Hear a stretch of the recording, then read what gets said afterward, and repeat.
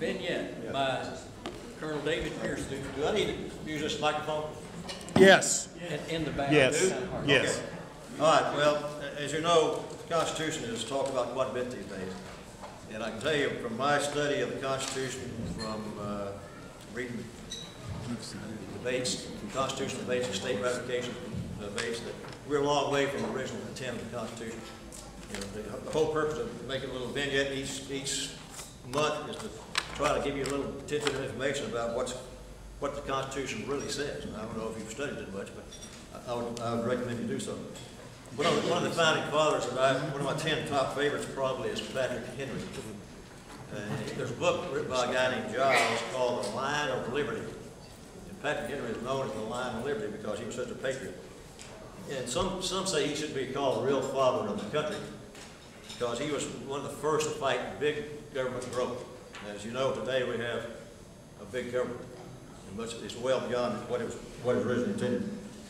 And also, Unger says he had 18 children. Therefore, he should be called the father of the country. He had, ladies, he did have 2 wives. So that might give you some comfort. Some of you remember Lord Byron from your English classes in high school. Anybody remember Lord Byron? Well, he called Patrick Henry the Forest Demosthenes. Demosthenes, if you remember, and I read this the other day, was a great Greek orator of the 3rd century BC. And so Unger says he was aware of his uncanny ability to move people with words. He was such a great orator. And you all remember probably what he said in 1775 when he said, what did he say? Anybody remember that? Skip, you remember what he said? Give me liberty or give me death. He says, I know not what, you know, I know what. Life's a dear piece of sweet is to be purchased at the hands of slavery. Forbid it, Almighty God. I know not what others may do, but as for me, give me liberty or give me death. And that was kind of the rallying cry of the revolution. And he was elected to the Constitutional Convention in 1787, but he said he would not go because he smelt a rat. And the reason he smelt a rat is because the government was a very weak government, probably too weak. And it was called the Articles of Confederation. It had been submitted by the Continental Congress in 1777. It took 4 years for the 13 states to approve the Articles of Confederation. And each state had 1 vote despite the population. Delaware had 60,000, Virginia had 600,000 or 800,000, and they had 1 vote. So that tells you the states were independent, sovereign nations, basically. They won their independence, and the independence signed, the agreement signed with the peace agreement signed with King George III was with 13 separate nations. So we were founded as 13 separate nations as a confederation. And the reason he spelled the rat was because he noted that the Articles of Confederation was supposed to be only amended in Philadelphia in 1787. But he knew that because the men who were there, and I respect our founding fathers, but they were all wealthy people. And they were probably out to protect their wealth to some degree, although they were patriots, and I really believe that. And he had convinced the governor of Virginia, Edmund Randolph, to only tweak or amend the Articles of Confederation because he felt it gave too much power, or he felt that the new Constitution that was proposed gave too much power to the federal government. And I think it has. Today, the federal government has much more power than it was ever intended to have by the founding fathers. And one objection he had violently against the Constitution was the preamble.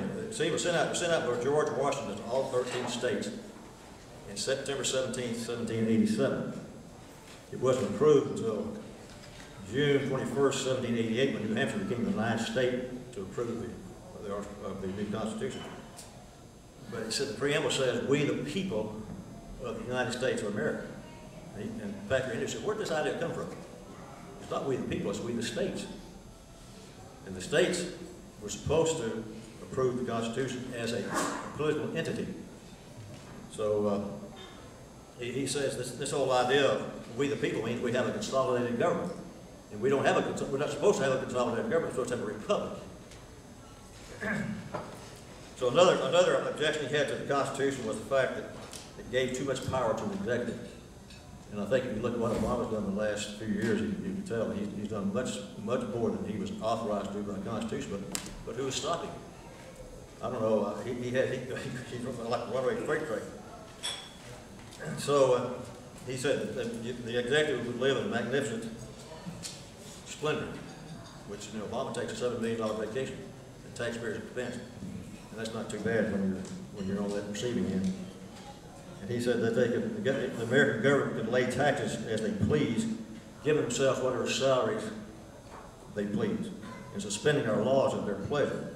And I think to some degree it's been done. Of course, the Supreme Court should not be the final authority according to Patrick Henry and Thomas Jefferson and others. The people of the state should be the final authority on what the Constitution really says, because it was ratified by the people of the states. And the Supreme Court has usurped the power that they have today. They ruled here recently that we have to recognize same-sex marriage, and that's just crazy. They don't really have that authority, but they've assumed it. There's nothing in the Constitution that says that they have that authority. And so Virginia finally ratified about 4 days after New Hampshire.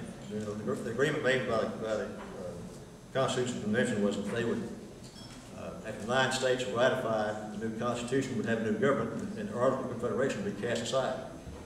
So the other 4 states would technically still be independent nations. But Virginia ratified about 4 days after New Hampshire did, by a vote of 89 to 79. I think I told you last month in New York, initially the delegates to the convention, 19 were for accepting the Constitution and 46 against. Well, after the Federalist Papers were written by Alexander Hamilton, John Jay, and James Madison, they convinced the people of New York to ratify the Constitution by a vote of 30 to 27. So the Constitution was not readily accepted by the Founding Fathers. And that's the reason they didn't do so, because they could see, Patrick Henry could see that they were going to be able to assume powers that they wanted to have. That's my story, George. Take it away. That's great.